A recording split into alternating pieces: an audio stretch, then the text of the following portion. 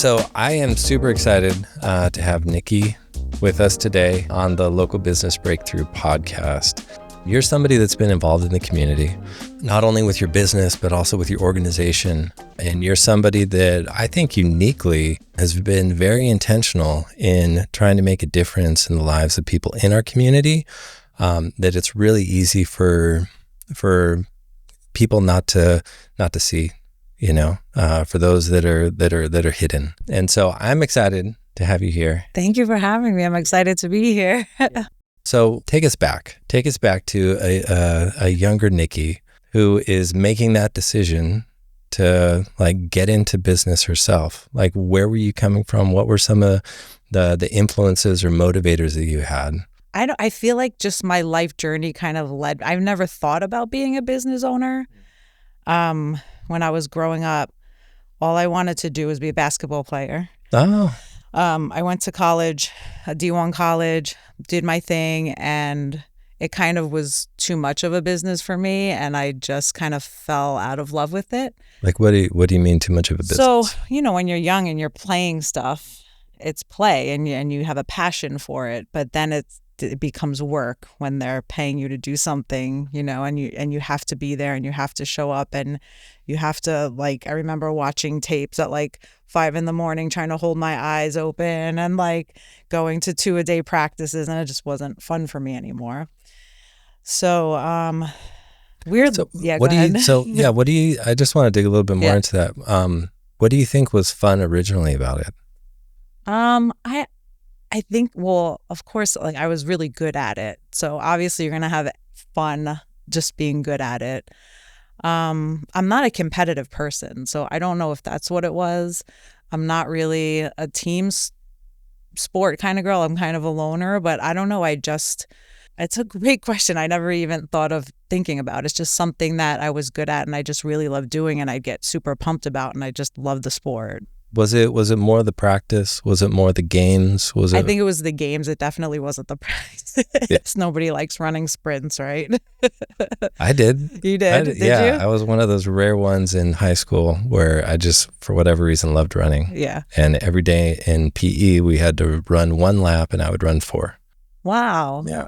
Okay. Mm-hmm. I don't meet people like you very often. Yeah, But that's we're a great. rare breed. That's We great. really yeah. are. I don't know what happened though. I got to get back into the running. Well, they say that marathon runners, which I'm a marathon runner. I've done 1 and I did 2 and I barely made it. But they say you get that to the point where you get that high from it. I've never gotten there. No? Nope. Never, ever. But what is there something equivalent to basketball? That high? I don't think so. That payoff, right? It's kind of like a emotional or psychological, kind of maybe even physiological payoff, right? That you got from being involved in the basketball games. I think it was very, because basketball is a contact sport. So I think just me growing up, being a bigger girl and just learning to use that as opposed to getting teased about it and being the biggest one, in class or, and finding something to do to empower me. I think I was always the tallest and the strongest until I got to college, of course. And then you get a wake up call. Yeah. This is real life. I think that had a lot to do with it too. Kind of being able to use my quote unquote physical gifts too. I mean, I don't know. I'm going to journal about that because that's really interesting. It was kind of like a mind shift, right? Yeah. I grew up playing ice hockey, and I was always one of the one of the biggest guys out there. And when I first started playing, I wasn't physical at all. And I had coaches that would be like, dude, use your size. Right. And I didn't get it until later on. They're okay, my size is an asset. I could actually use this and leverage it. Yeah, I never had problems. Hitting people felt good always. Maybe that's probably why I box now. Well, I don't, I hit the bag, but it just felt like I don't know, you get dopamine kick. I don't know. Yeah. Yeah, like using my body to I don't know. To affect the things around you in a very powerful way. Right. No, totally. I get it. So then that was your basketball journey. So that was most of my childhood. Kind of towards the end, I kind of got into this passion for professional wrestling where I wanted to get into that eventually. So like by junior year in college, I was just checked out. And I was kind of like, all right, I'm just going to work towards my next goal. Yeah. And treat this like a job, like I felt like it was. And I did, and I got my degree. And they don't put your GPA on your diploma, thank God. That is nice of them. And I don't think I had the same college experience as a lot of people. I didn't like school. Yeah. Not a school person. Yeah. I could have went an extra year because I had redshirted 1 year, and I just didn't. I didn't want to play again. I was done. After that, it was a long time till I picked up a basketball. My last game, playing for 18 years or whatever it was, and then just finding something else. It was a lot. Had you already gotten to the point where like you feel like your real last game had already been played, and that last game like you really weren't walking away from anything? Or was that still like kind of like a hard? It wasn't hard. I think when you replace one passion for another, it's a lot easier. So when you have like goals or something else you're focused on, it's a lot easier. I didn't not play. I had my best game, my last game of my quote unquote career. Oh yeah. So it wasn't a matter of that. Like it still felt good. I just was done with the coaches and the teammates and all that. And there was just a lot that a lot that I was done with, and I just wanted to leave and kind of not look back. And you'd already found something to kind of fill that void.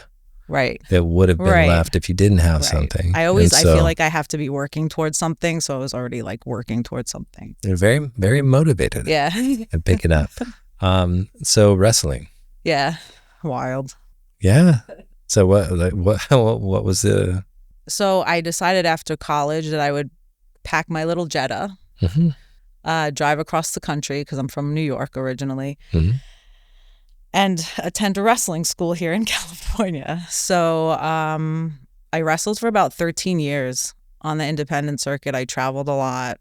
So, but like, what was the draw?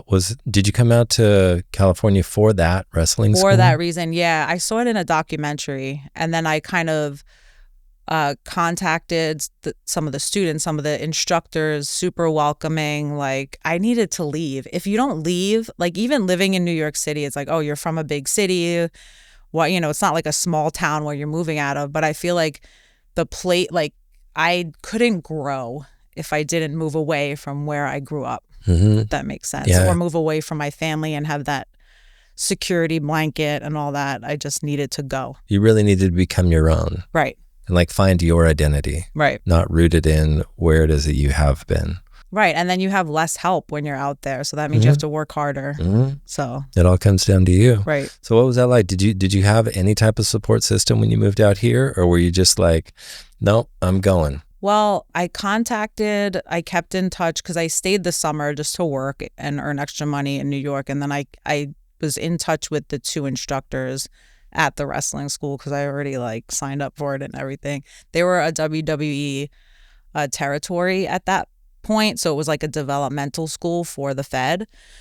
So that's another reason why I made the trip. But the 2 instructors were awesome. They helped me find an apartment, and I like instant friends and introduced me to everyone. So that was like my support system when I moved out here. And so then how was that different than your experience playing basketball?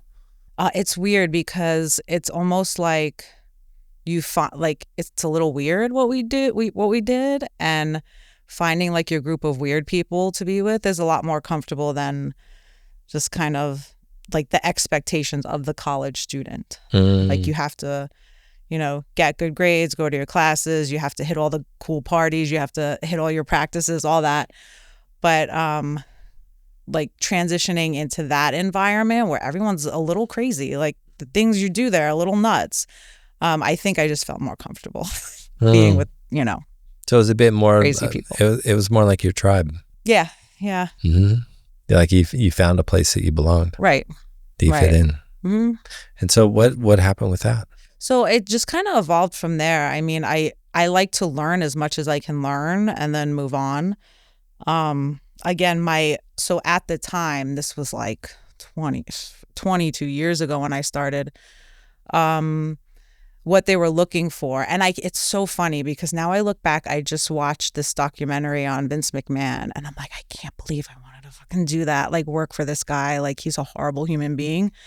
But like back then it was very Hooters models and, this and that. And then I fell into that whole, well, I'm too big. My body doesn't fit, like all these and I developed body dysmorphic disorder like that. But there's all these other outlets, wrestling in Mexico, wrestling in Japan. Like the Japanese love big white girls, So I didn't know about that stuff. So anytime I went to train or work with whoever or whatever it was, I just started learning about all these other doors that were open. And I got to see a lot of places that I don't think I would see. Mm-hmm. Yeah, like what? Like I'm half Lebanese and I've wrestled in Lebanon. So wow, I don't think I'd ever go even attempt to take a trip out there now. But just, being in Shinjuku and Tokyo and just the fans out there and then being in Mexico and just learning so many things that I didn't think my body was capable of. So like while you were in these moments, like what did it feel like? Which particular moments? Like any one of these moments, like where you're a part of this thing, because you're coming from this experience, this basketball experience, where you're just like completely over it, right. And now you're in another experience, and I'm imagining that you're wrestling in these different, in these different locations and stuff, and in a sense, like you're wrestling for people for their entertainment, whereas like basketball, you're also playing basketball for people's entertainment. So there's this whole crowd dynamic, all the like I'm just wondering if there's like a moment where you're there experiencing this in the middle of it and thinking like I'm so glad that I'm here and not on a basketball court. Right. It wasn't even like that though. It was more like, because once I stopped basketball, it just kind of like, I always think of my life as lifetimes. So like my childhood and then basketball was there and then my wrestling career, quote unquote. And now it's my entrepreneurial, stage. So I never felt bitter about basketball. I actually, like 4 years ago, I joined an adult league and it was so embarrassing because I didn't realize how conditioned I was in college. And then it's a little different. This was just different. 4 years ago, right? And I loved it. And you're comparing yourself to your teens and your right. Your and I loved 20s. it. And I loved every minute of it. I was dying, but I was like, I still love it, but it just wasn't, I guess, the surroundings. Like I can go play in a park and I'd be fine, But with wrestling, the reason I got into it is because I love the theatrics of it, but I also love the physicality of it. So that was like a combination. Mm-hmm. I could never do theater in high school because it was always sports. So I feel like I had that, in me to come out. Mm. And it was a really cool experience. Like I said, I met a lot of great people. I met a lot of terrible people. The world's full of those. It's funny when you go backstage and you start doing that stuff and you see some of the stars that you grew up watching and you're like, you're just like, okay. It's kind of sad. But like I said, I met a lot of great people. I've done things that I never would have thought I could do. But it's another business where it was super egotistical. I mean, the girls were cutthroat. Yeah. It was just like, don't leave your bag in a locker room, someone will shit in it. Wow. Like it was like certain locker rooms, you know what I mean? Yeah. But I was becoming a person I didn't like. So that was a big thing too, because if you're not being that person, it's like not. Mm-hmm. So now I'm a fan and I go to my friend's shows in Chatsworth every week. And I just saw this girl last week who was like so much fire, like young, like just in the business. I went up to her. She had no idea who I was, but I went up to her after and I was like, wow, you're so great. Like I made her know that she was fucking great because nobody probably tells her that, So like as a fan, and I'm having so much fun being a fan now, women have to support women. I think it's a different energy now there, and we're just in the world in general, but man, I was turning into someone I didn't want to be. So it was time to go. That's when I moved away from that. Was that a self-realization? Was there something that happened that was kind of a pivotal? Yeah, there was something that happened that I don't talk about a whole lot, but it was an aha moment of, I don't know if I can get into it time-wise, but I was a school teacher at the time too, by the way. Whoa, so it was like this whole was it weird elementary life, or junior high and school? I had one of the girls in the industry, in the wrestling industry, take photos and stuff off my Facebook, which was private. It was never a problem. Yeah. I never did anything my mom wouldn't be proud of. Yeah.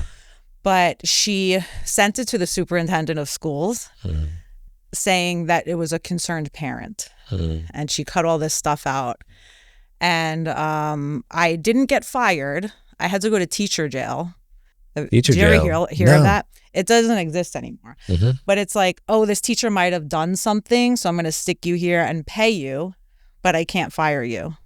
But it was so weird. You're not in the class. So I was getting paid. I'm just sitting in a cubicle and it was just ridiculous. So I decided then, I was like, teaching was not for me anyway. How long were you in teacher jail? Just a couple of days, and then they sent me home, and then they didn't renew my contract. So I didn't get fired. I'm not on any weird list. Like, I can still teach if I wanted to. But the aha moment was, wow, somebody hates me enough in this industry to do that to me. Wow. So how did I and then I would reevaluate some people in my life. Like, well, I know this girl that I hang out with, she doesn't have anybody that hates her. She's super high energy. She's on another frequency. Why? Like, I had to really dig deep and question, it could be jealousy and this and that, but that was like an extreme thing that happened. So I was like, horrible.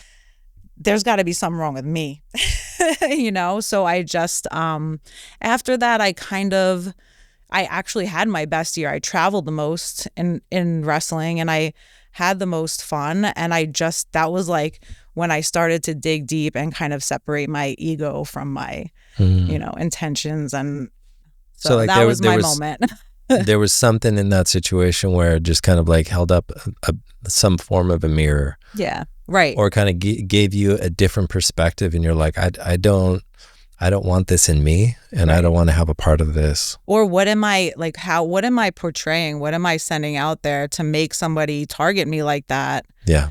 That's a lot of work to do, and that's a really screwy thing to do to someone. But it was the best thing that ever happened to me. Did you ever talk to this person? No, I didn't. I forgive her from afar. She wouldn't even go into the same locker. She was afraid that, and that was really my Zen moment. I'm like, all right, I don't really get mad anymore. 'Cause after overcoming that, it was kind of and it changed my life so much for the better. Yeah. And I think it had a lot to do with me taking it and analyzing the situation, that everything happens for you, not to you, right? Yeah. So I think that was a blessing in disguise. I kind of sat with it. I was okay with it. But I was like, wow, this person really doesn't why does this person not like me? And she had issues, whatever it was.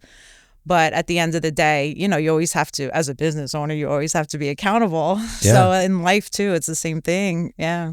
So then you get this revelation, and then you have the best year, right? Right. In wrestling. You spoke of your life kind of in lifetimes or chapters, right? So my next lifetime. How did the wrestling chapter close, and how did you transition into entrepreneurship? So I kind of stayed, obviously I had to make a living. So I kind of stayed in teaching for a little bit. I did long-term subbing here and there, but you make your own schedule. So that whole summer I was off somewhere.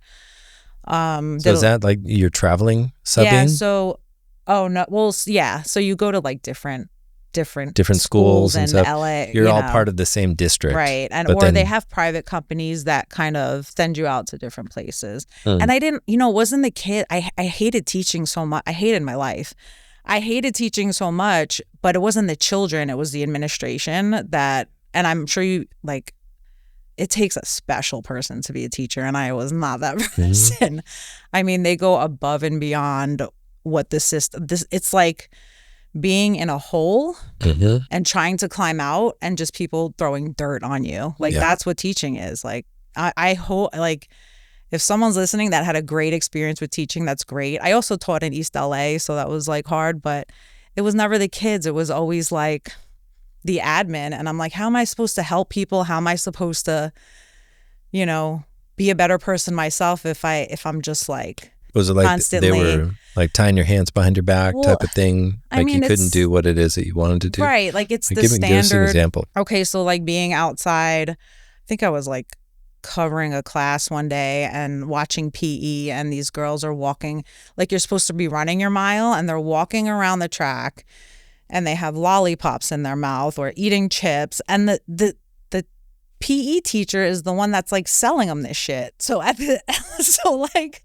I'm like, what is this, you know? Or it could have been like I had this really cute outside area outside of my classroom, but I couldn't take the kids out there. Why can't I take the kids outside for fresh air to teach class? And remember, this is back in the day. So, you know, times have changed, but just little stupid things like that, having to follow standards, having to teach kids like, I mean, now there's so many neurodivergent kids that aren't set up to be in a classroom. They're different learners. It doesn't make anything wrong with them. Yeah. But they get clocked as special ed because they can't sit still, and that's not their fault. All of that put together, and so like there was this like certain like mold that all teachers had to fit. Right. And you're just like, this doesn't make sense for me or my students. Right. And it didn't make sense for me because kind of how I see the world and how, you know, it was seen through the eyes of a principal is like completely different. So. Yeah. And I think that's why I had problems in school growing up in general. It just wasn't for me. Mm-hmm.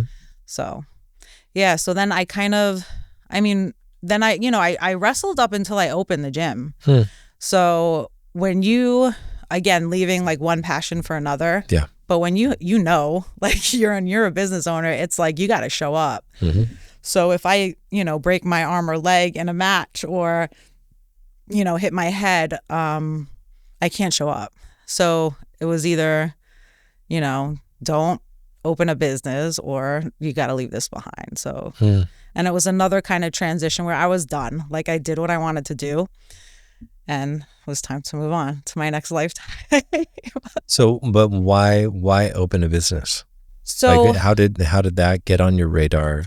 So when I was wrestling, I had a boxing coach and he would keep me in shape. I was in the best shape of my life. I didn't know it at the time, but I was. Mm-hmm. And then he's like, you're too good. Like you have to fight. You have to fight. And let's just like have you spar. I'm like, okay. So I was 34. I'm like, nobody starts their career at 34 years old, right? So he takes me to this gym. I think it was like Burbank or something. And he puts me in the ring with this girl half my size. She's 19 years old.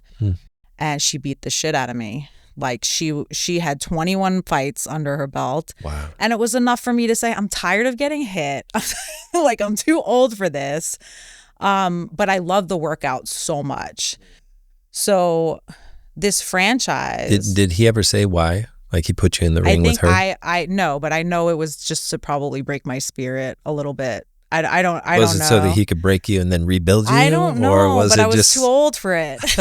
I was over it, and it was just weird. It was weird because I would never. Yeah. You know, even we have people come through the gym. We don't spar in our gym. It's strictly fitness because it's such a great workout. It's for everyone, right? We have our 90-year-old clients. We have our kids. Yeah. But if they come in and ask me, oh, or do you spar in here or whatever, I just kind of like, are you sure you want to do that? Like, we don't do it here, but are you sure? Anyway, it was the time I was like, I don't have the energy for this. Like, I don't have the time and energy. If I was like 19 again and I came across boxing, great. But I love the workout. So CKO is a franchise. There's one in Brooklyn. So when we used to go home to Brooklyn, my brother told me about this place. I went to take a class. There was one in San Diego. I actually drove to San Diego. He's like, you love this gym. You should open one of these gyms. Like, so that's what happened. I went to San Diego, and of course, like money doesn't appear out of nowhere. So it took me about 2 years to kind of make my business plan, find a spot, even find the money, then find a spot. I mean, I wasn't intending on opening in Simi Valley. It wasn't my first place, but it was, I landed here. Yeah. So, Yeah. So it worked out well. Is your brother entrepreneur as well? My brother owned a supplement store next to the CKO gym out there. So he would always see people come through. So he's like, this place is always packed. Like, I mean, the workout's great. Like, you should really look into it. So that's what happened. Yeah. So he kind of like was coming from this mindset of like having his store and then seeing the success of CKO. Yeah. And he's just like, man, Nikki needs to get in on this. Because at the time I was training people and I was using somebody else's space. It was this little warehouse gym, little boxing gym. Where's that located? Gosh, North Hollywood. Oh, okay. This former priest opened it up, and he let all the neighborhood kids I mean, I know it's not like the greatest thing for liability issues, but he'd let the kids work out for free. Wow. And he let me train like people there for free for a while. How did you get connected with that? My boxing coach, who I think I found my boxing coach on Craigslist. Isn't that wild? And I didn't get murdered. Oh my goodness. He was interesting, but through him I found that guy because that's where we would train. Okay. So, man, Craigslist. I get scared. Like my wife, she loves selling stuff on Facebook Marketplace. And I'm just like, what? You're going to have people show up? Right. I always tell people because we were selling some equipment off. I always tell people to come to the gym during like gym hours. Yeah. Because I would never tell someone to come to my house. No. And so then like I have to make sure that I'm there so that my wife, because I got all females at home. Right. And you have 5 females? Yeah. Wow. Yeah, all that's the kids a are lot girls. of estrogen. Ugh. And it's just like, girl dad. But that's, you got to be careful. Yeah, you really do. So I'm glad that you had a good experience on Craigslist. Yeah. That's one time. That's good for you. Yes. Never again though. We didn't have social media back then. So it wasn't like, Craigslist was a thing and it was hit or miss. I had found a few clients on there too to train because people would put out there they needed personal trainers. Now I haven't been on Craigslist in years. No. I can't believe it's still running. It is. I don't know how. Yeah. So then you get in, you go down to San Diego. You're like, yeah, this is incredible. How do you transition into like, okay, yes, I want to open one of these, and then of all places, land in Simi Valley? I didn't know anything about business. I didn't even read a book about business. I had no idea. So I think I really tried to lean on the franchise, and then the other owners, the other CKO owners that were out here were super helpful. It took me a long time. Like it took me, like I said, about 2 years to even come up with the money, make my business plan. And then looking for a place in Los Angeles, I wanted to open in LA, and everything was either too expensive or if there was like the parking thing's weird. Yeah. So I needed 10 spaces for every 1,000 square feet.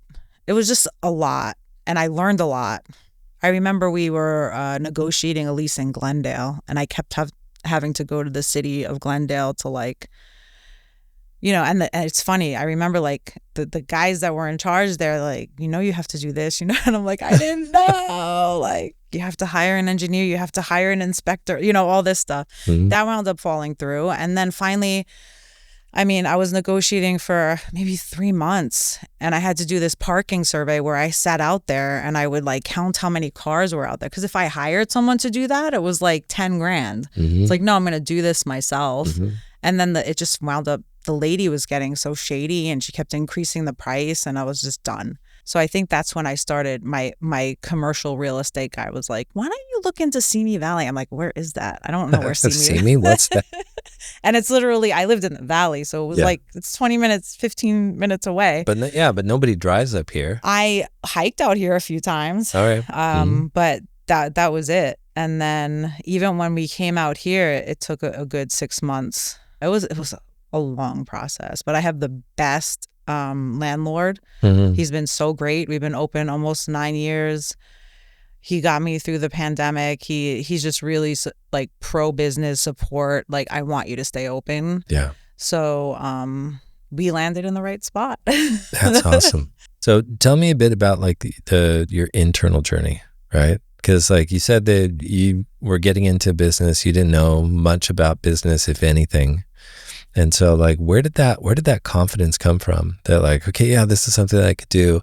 And then as you were going through all these challenges, like you mentioned some of your challenges where you're trying to find locations and you're struggling with people raising prices on you and things not working out. It's like challenge after challenge after challenge, but like you kept on pushing through. Like kind of peel back the curtain and share with us the internal journey that you were going on. Well, it's very lonely being a sole business owner and not having a partner, and even going through that initial journey without knowing what you're doing. It was a lot. I mean, even when I opened, it was like a lot of lessons. I made a lot of mistakes. That's why I love helping new business owners, especially gyms. I'm like, do this, don't do this, do this. Or even CKOs that open. Yeah. I'm always sending them out like, hey, I just had an idea for this challenge or this whatever, and I'll send it to them. And if they want to use it, fine. But it was so much, it was a lot of trial and error and a lot of mistakes. I think it's just in my personality. I don't know, because my mom even...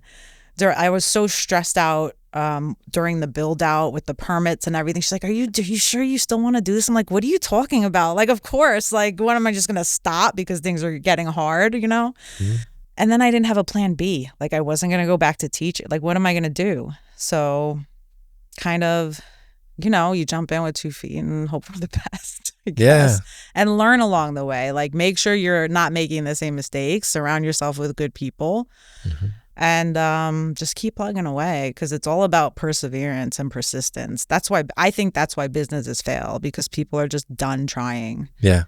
If you stay solution based, I remember during COVID, when we all shut down, I was laying on my couch in like a fetal position at my gym, and for 20 minutes I gave myself, and then I got up and I'm like, all right, what are we doing? And so I started the online challenges and like looking into like all that stuff. Mm-hmm. And where there's a will, there's a way. Yeah. So, I remember driving by and I remember seeing these white tents out there. Oh my God, just filling up the parking lot. I'm like, that is amazing. Everyone thought we were a COVID testing site. I bet it looked like that. But then as I was driving by, I was like, oh, those people punching bags. Right. And it was so fun. It was like the best of times and the worst of times, because those tents, we fixed them so many times and they melted from the sun finally. And then I was just like, I'm done. And pulling those bags in and out. I had a lot of help. I mean, our members in our community are amazing. I remember the tents like just being done. And the next day I had like 10 new tents outside my gym, because the members just came together and either donated their tents or bought tents. And it was just like, all right, I got to keep going. That's what keeps me going, like they need this place. Yeah. Yeah. So, it's a community. It was such hard times. But if you can get through that, I feel like if your business got through a pandemic, like you're fine. Mm-hmm. Like just keep going. Mm-hmm. There's a lot of truth to that though. Like you don't, you don't fail until you quit. Right.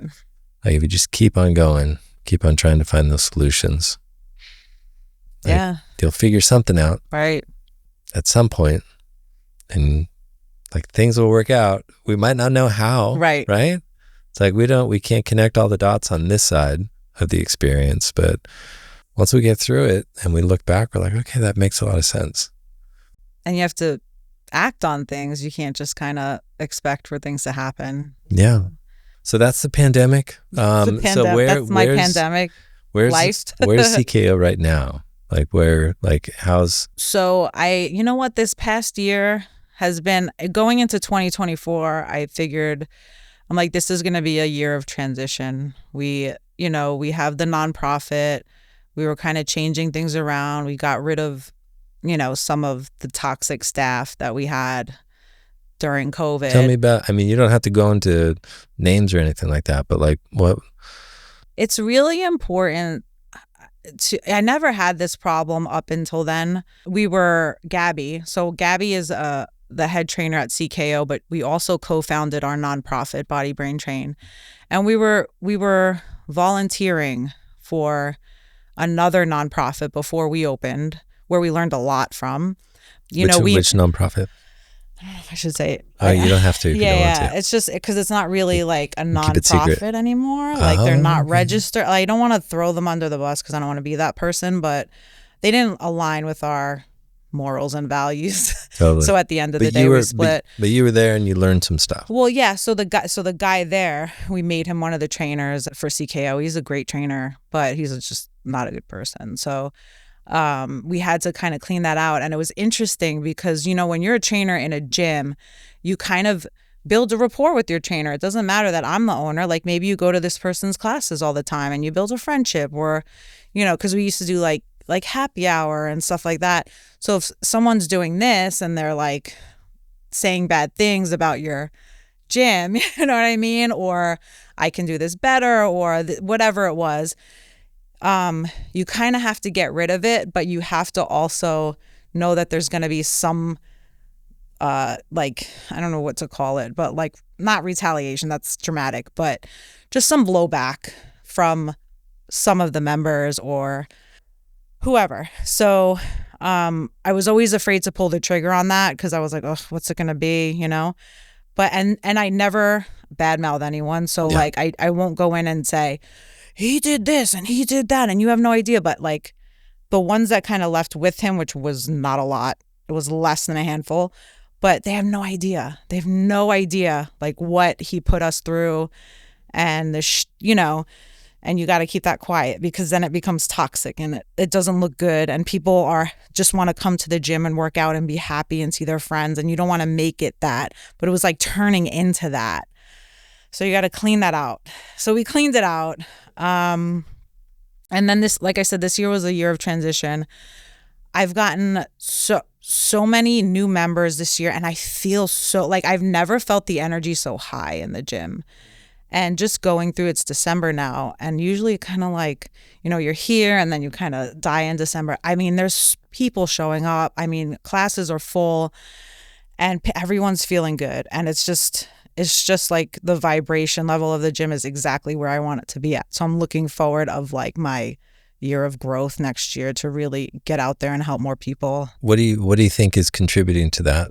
Do you think it's getting rid of that toxic? Oh, that had a lot to do with it. I worked with some marketing people too this year. So we had an influx of a lot of new members. It was my job to keep them. So, and a lot of people, I mean, you meet people like that from all walks of life. If you're going to just throw up like a challenge online and say, hey, try us out, you're going to get 100 people, but like you get a lot of cool people. You get some like, you see them, they come and go, but I feel like that contributed to a lot of the energy in the gym, and there's some people that never thought they would be kickboxing, but they saw this ad and it was, they had to do it. So I don't know. It's just like I said, the vibration level of everyone's classes are fire. It doesn't matter if it's like a morning class with 10 people or an evening class with 30 people. It just feels like everyone's making progress when they come in, and that's what I want. That's amazing. So how many classes are you guys doing a week over there now? For CKO, we're open every day. We do Saturday, Sunday mornings, and then we do mornings and evenings. So it's kind of opposite of somebody's regular work schedule. Not that people have normal work schedules anymore, but I would say about 20 to 25 classes. Yeah. And how many teachers do you have? Right now I have about 5 instructors. Mm-hmm. They're very part-time. They're all over the age of 40. And I say that because a lot of the younger kids don't stick around, which is fine because but these are people that love what they do. They have a passion for it and they don't need to do it. They just come in and do it. Nothing against the younger generation of trainers, but this is just like, so I've had these trainers for such a long time because they just love doing it. So yeah, but very part-time. That's awesome. So, like what's kind of like the typical, like experience that somebody gets when they sign up for CKO, like somebody that doesn't know anything about kickboxing, like what's that like? Kind of walk us through the customer journey. So I really like to build a rapport with people. If I see somebody that's inquiring about the gym, I'll shoot them a text. I know a lot of people are not comfortable talking on the phone. There's this weird thing with gyms where, I tried to go to an intro class in like one of the big box gyms and they were calling me. We're not pushy at all. Yeah. We just want to make sure people are comfortable. because they're usually very nervous, because boxing, you're learning a new skill. Yeah. And it's maybe 90% of the people that come in have never done it. So I always, we have an intro pack, it's 2 for $40 and you get gloves. So if they sign up for that, I'll always text them, hey, this is Nikki, the owner of CKO. So they have my number. Mm-hmm. If you have any questions, if you need help scheduling, just so they know. So I have boundaries for myself. Like I leave my work phone in the car when I go home at night, but like I like to keep a rapport with them. Yeah. So they're just more comfortable, because it could be intimidating. And then, I really try to get into what their goals are. Like, why are you here? And that's probably the biggest question. So when I'm teaching them and I see them do what they're doing, maybe they have some injuries, maybe they have never worked out before, maybe they're just incorporating this into their workout, So I try to get to know as much about them as I can, so I can kind of help them as best I can, I guess. Yeah. So what kind of goals, like what are kind of like the most common goals that people will say that I get after? A lot of, like the weight loss, because martial arts and kickboxing is a great workout in general for anyone. Anyone can do it. It burns the most calories.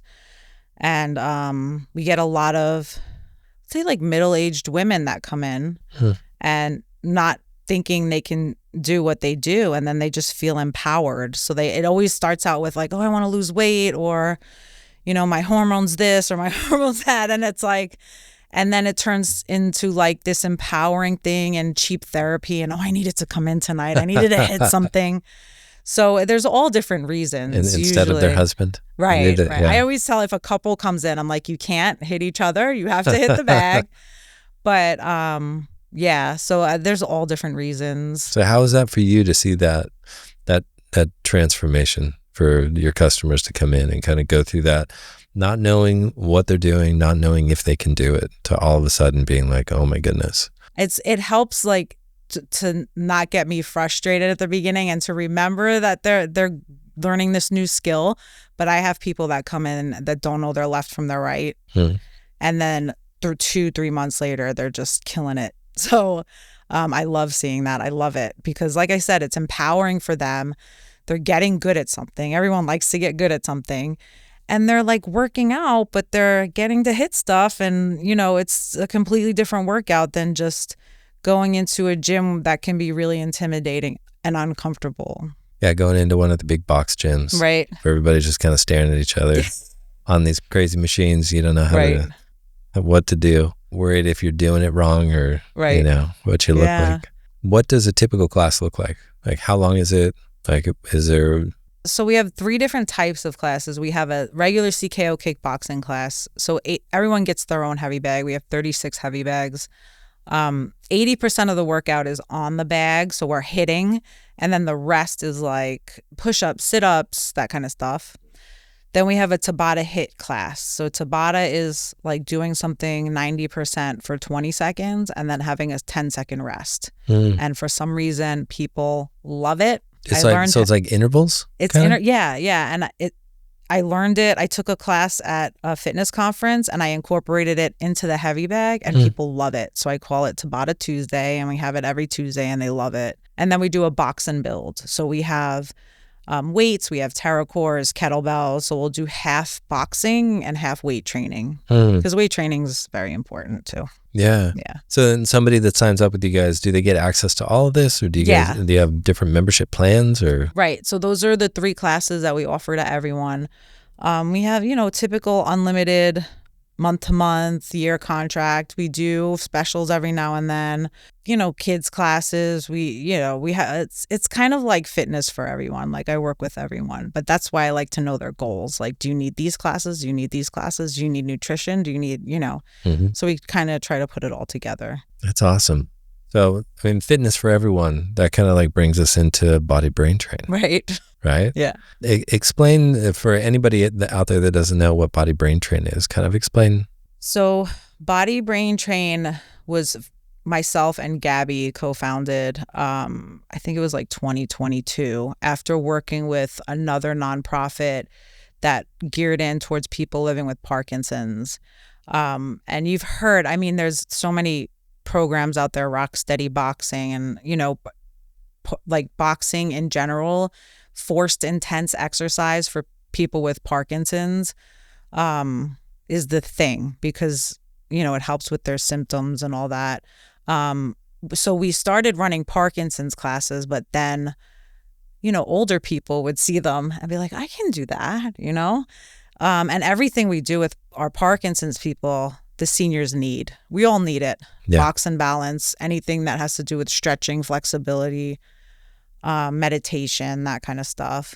So we're like, well, why don't we be inclusive to the senior community? And then we can kind of like specialize with our Parkinson's people and people with neuro disorders. We've worked with traumatic brain injury, post-stroke, MS. So it kind of just fell into place like that. But most of our people right now do fight Parkinson's. I think maybe 80% of our regulars that come in fight Parkinson's. So like I said, most of our workouts are geared towards that, but it's inclusive for anyone can take the class, but it's the seniors need it. And, the older folks need it, especially the ones that haven't moved their whole life. Yeah. With boxing, it's like this full circle thing. It's like we had a guy, Alex Ramos, who was a professional boxer for a while, and he was brought to us with traumatic brain injury and memory loss. So you have him training his whole life, but now he's getting back into it for other reasons.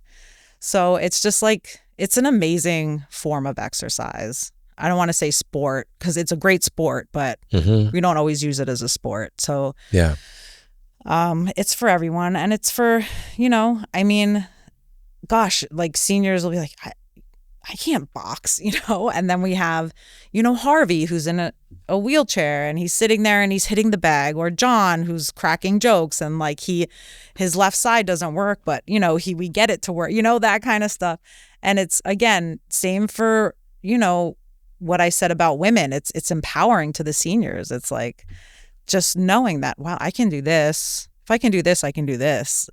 Or doing exercises, getting up and down. Like, we don't think about these things, right? Because we're not there yet. Being able to roll over in bed. How many times do you get up at night, if you have to go to the restroom or whatever it is, let the dogs out, and it's like just nothing. You just get up and you do it. So we try to make all that functional training, incorporated into our workouts as well. Yeah. That's amazing. So what is it like for you to see those transformations? You know what? It's supposed to slow down the symptoms. So it's hard to say, and we do assess, and we hear from their doctors, I went to the neurologist and he said that I didn't decline, and like that's what we want to hear. Yeah.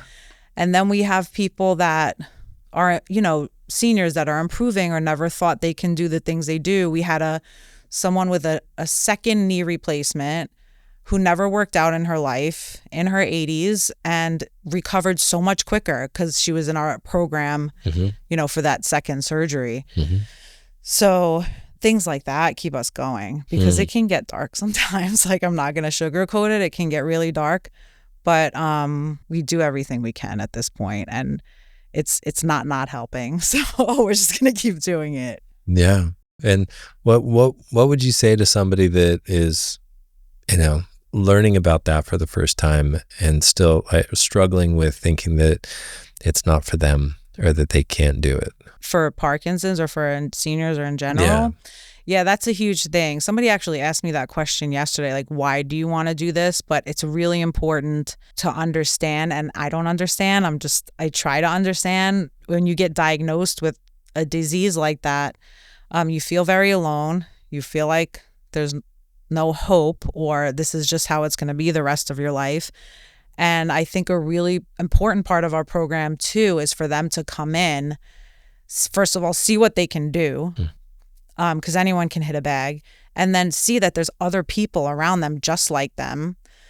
Our clients are great. It's a community. They check on each other. If someone doesn't show up, they're going to ask about it. We have our spokespeople. We try to run support groups. Everyone's very supportive at our gym. So for them to come in, first of all, it's hard to get them in. Their caregivers drag them in. We really have to work on keeping them. Hey, just look, if you just want to watch class, just watch class for today. And then they kind of get an itch because they see everybody going. It's a process, but just remembering from our point of view, because we're not sick or we're not dealing with what they're dealing with, to really just have that patience and empathy, because it's scary, not just for Parkinson's, but for anything, to get diagnosed with anything. Yeah.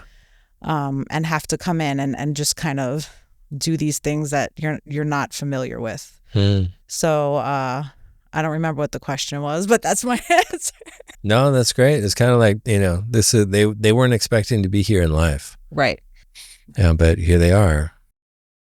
And neither were their caregivers. Mm-hmm. So we try to support them as well. So it's kind of like a team effort. That's awesome. Yeah. So what does like a typical class, does it look similar to a CKO class, or are there differences? You used to come see? No, they're just a bunch of characters, Yeah. They do their thing. It's funny because Gabby runs a circuit training on Thursdays, which means you have different equipment at different stations. So she started making them set up stations, like be creative, set up your own station. And they come in, they're like little kids, like they love it. We have some people in wheelchairs. We have people doing laps where they have to swing their arms, but then we have some people in walkers and they're just cruising around, and it's so many different sights to see, but everyone's just doing it. Yeah. And that's the great part about it. Yeah. So they're moving the way that they can move. Right. And we treat them like, I treat it like a regular class when I make them box, because we put it up here, and then if they need to come down here, that's okay. But let's go up here. Let's start up here, That's amazing. So like, I wanted to touch on just like the community aspect, because you're somebody that not only are you helping in the community, with the people that are coming to CKO and Body Brain Train, but you're also, involved with the Chamber of Commerce and different organizations within the community. So like kind of shed some light on what your involvement looks like, and kind of like what you've been giving to it, and then also what you've been getting out of it. The Chamber of Commerce, I didn't even know what a Chamber of Commerce was until I joined it. But it was interesting because going in there 10 years ago and just being there, it's one of those things where if you don't work it, it's not going to work for you. So sticking around was important. I've met so many great people, and I'm not just talking about like clients for myself, but I've learned so much from so many people. Everyone's got their own journey, So I've met, like I said, I've met great people. I don't know how I got on the board. I don't know how I got on the board. They asked me and I was like, okay, like I've never been on a board before, but okay. But it's been super cool, like working with people and kind of making it stronger. And I always take myself back to how much help I needed when I opened my business. So much help that you just kind of want to help people, and that's the community I was always looking for. Never like the competitive. I mean, I speak to other gyms all the time, fitness people. I try to promote any business I use. I try to promote as much as I can, because we all need that help. But that's what it's brought me. I mean, the breakfast and the networking, that's one thing, but just having those relationships, like I wouldn't know you if I wasn't in the chamber. So it's true. Perfect example. So yeah, I mean, just kind of goes with the territory of owning a business. Yeah. And then how's it been? Because I mean, I heard you say that you're a bit of an introvert, and I'm a total introvert. How's it been for you, considering that? I mean, having to go, because I know that like the anxiety that I feel having to walk into things sometimes. So I'm like an extroverted introvert. I guess that's what they call it. Like I have to talk to people. Yeah. But let me tell you, once those members leave and the door shuts, I'm like, you gotta make sure when your social tank is empty. Yeah. You can't go to everything. No. So you being part of the board next year, which I'm super excited about. They ask a lot of you, but that doesn't mean you have to do everything. You do what you can. You welcome people, you attend last month I didn't go to the breakfast because I didn't have it in me. Are you like, going this honestly, month? I am. Yeah. Okay, yeah. good. Yeah, I'm going to be there. Yeah, but it sometimes it's kind of like, all right, I just need this day. Like I can't do this today, and that's okay. But what you put in is what you get out, and it's like I said, you got to take care of you first. Mm-hmm. So you can't. That's a big mistake I made, especially when I first started volunteering and doing this and that. It's like my business, myself comes first, and my business is, and then the rest of it. So you have to know when to say no. Yeah, so you have to be able to your boundaries for sure. Yeah, set the boundaries, understand your priorities. Yeah, understand your limits, and yeah. then also be aware of like where you're at. Right. Because there have been days where I'm just gonna sleep in today. Like I don't feel like going to a networking whatever, But then sometimes I feel like going. So yeah, you just gotta listen to where you're at that time. Yeah. So like any business or any person that's out there that is thinking about getting involved with the chamber, like what would you say? I would say, like I just said, like what you put into it is what you're going to get out. Don't just sign up if you're not going to attend anything, if you're not going to, use their resources, because there's so much more than just a breakfast. They have lunch and learns, they have mixers, they have, you need something, call the office. And if you need a resource or a referral, they're there to help you. So it was one of the best things I've done for my business, but it also took me a little bit to get comfortable with the, Totally. the first year or so, and kind of find my spot. And then, but it's really, it's a great place. It's been evolving, Mm-hmm. It's been moving forward, and it's not going to do anything but help you. Mm-hmm. It's a good investment. Yeah. And Amy's fantastic. Right. The whole She's staff. great. Yeah. Yeah. Everybody there. Yeah. It's amazing. So like if somebody wants to learn more about CKO, then tell us what's the best way to find out more. If you call, I'm not going to answer. If you leave a message, I will get back to you literally within the hour. Or you could text. The phone number the phone number's on our website, but I will get back to you, I promise. But texting is probably the fastest way. Yeah. But use the gym number. That's me, Nikki. And what's the website? It's CKOSimiValley.com. Mm-hmm. Yeah. And then what about Body Brain Train? Bodybraintrain.org. So same thing, leave us a message. We will get back to you, or you can fill in one of those. I feel like seniors like emails. Yeah, they do. They love it. Yeah, and they like paper stuff, and they like phone calls. So I will call you back. Just let me know. Yeah, or if they send you a letter. Yeah. Yeah. Postage. No, when we do events, like we have an events page. Okay. But let's not look at that. Let's make flyers and hand them out to the seniors because they like paper. And I get it. Yeah. It's in front of them, Well, I'm excited. I'm excited to see what 2025 has for you. Same. Thank you. I'm excited to be on the board with you. Yeah, I'm excited for that. So that's gonna be really good. Yeah. Yeah. Thank you so much, Nikki. Thank you for having me. Yeah, definitely.